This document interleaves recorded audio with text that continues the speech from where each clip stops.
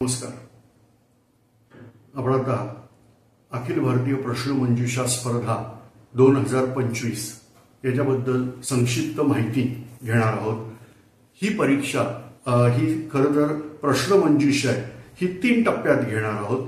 यातला पहिला टप्पा असणार आहे तो म्हणजे एक प्रकारची परीक्षा असेल, ज्याला चाळणी परीक्षा म्हणतो. तर मल्टिपल चॉईस क्वेश्चन्स म्हणजे बहुपर्यायी प्रश्न असं या परीक्षेचं स्वरूप असेल. ही ऑनलाईन आणि ऑफलाईन अशी दोन्ही स्वरूपात असेल. तुम्ही जर चेंबूर आणि चेंबूरच्या जवळपास जर राहत असाल, तुम्ही प्रत्यक्ष सेंटरवर येऊ शकणार असाल तर ऑफलाईन हा पर्याय आपल्यासाठी उपलब्ध आहे. आणि जर आपल्याला घरबसल्या परीक्षा द्यायची असेल तर ऑनलाईन हा पर्याय हा आपल्यासाठी उपलब्ध आहे. याच्यासाठी ज्या लिंक आहेत आवश्यक त्या सगळ्या ह्या व्हिडिओच्या डिस्क्रिप्शनमध्ये दिलेल्या आहेत. तर फॉर्म कुठं असेल, काय असेल, सगळ्या लिंक इथं आपल्याला बघायला मिळणार आहेत. तर पहिला टप्पा हा चाळणी परीक्षेचा आहे. याच्यामधून 100 विद्यार्थ्यांना सिलेक्ट केलं जाईल. आता ही जी परीक्षा आहे ही 100 गुणांची परीक्षा आहे. 100 प्रश्न आहेत जे तुम्हाला एका तासात म्हणजे फक्त 60 मिनिटात सोडवायचे आहेत. म्हणजे एका प्रश्नाला 1 मिनिटापेक्षा कमी वेळ आहे. हे बहुपर्यायी प्रश्न आहेत. त्याच्यामुळे तुम्हाला फक्त क्लिक करायचंय. समजा ऑनलाईन असेल तर क्लिक करायचंय, ऑफलाईन असेल तर सर्कल डार्क करायचंय, एवढंच काम आहे. आता याच्यातून जे टॉप 100 जे सगळ्यात पहिले 100 असतील अग्रक्रमाने गुणानुक्रमाने, त्यांना आपण प्रत्यक्ष प्रश्नमंजुषा स्पर्धा म्हणजे क्विज कॉम्पिटिशनसाठी बोलावणार आहोत.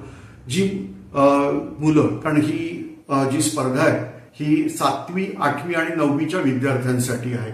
तर जे विद्यार्थी मुंबई आणि मुंबईच्या आजूबाजूच्या परिसरात राहतात, जे प्रत्यक्ष येऊ शकणार आहेत, त्यांनी जो पत्ता दिलेला आहे त्या ठिकाणी प्रत्यक्ष यायचंय. जर आपल्याला प्रत्यक्ष येणं शक्य नसेल तर हे ऑनलाईन स्वरूपात सुद्धा आपण अटेंड करू शकणार आहोत. तर दोन्ही प्रकारे असेल, पण हा प्रत्यक्ष क्विज असेल. आमने सामने प्रश्न हे विचारले जाणार आहेत. आणि मग ह्याच्यातून एकूण मिळून 6 पारितोषिक असणार आहेत. पहिलं पारितोषिक आहे ₹5,000 म्हणजे 5,000 रुपयाचं आहे. दुसरं आहे 3 सहस्त्र आणि तिसरं आहे 2 सहस्त्र रुपयाचं.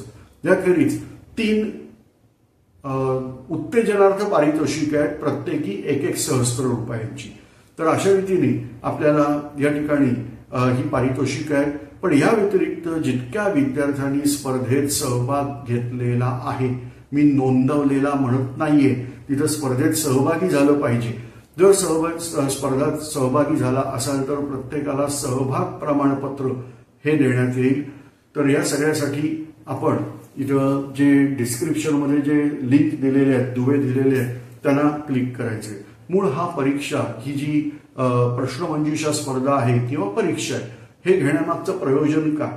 तर स्वातंत्र्यवीर सावरकरांचं एक अतिशय उत्तम वाक्य आहे. ते म्हणजे महाराष्ट्र हा देशाचा खड्गहस्त झाला पाहिजे. म्हणजे तलवार घेतलेला हात. देश संरक्षणासाठी महाराष्ट्राचा अत्यंत महत्वाचा वाटा असला पाहिजे. आणि मग त्यासाठी आपल्याला सैन्य दलात जाणं हे आवश्यक आहे. नुसती सैनिक भरती नाही, तर सैन्य दलामध्ये काही परीक्षा जर तुम्ही चांगल्या प्रकारे पास झालात तर प्रत्यक्ष डायरेक्ट अधिकारी म्हणून जाता येतं.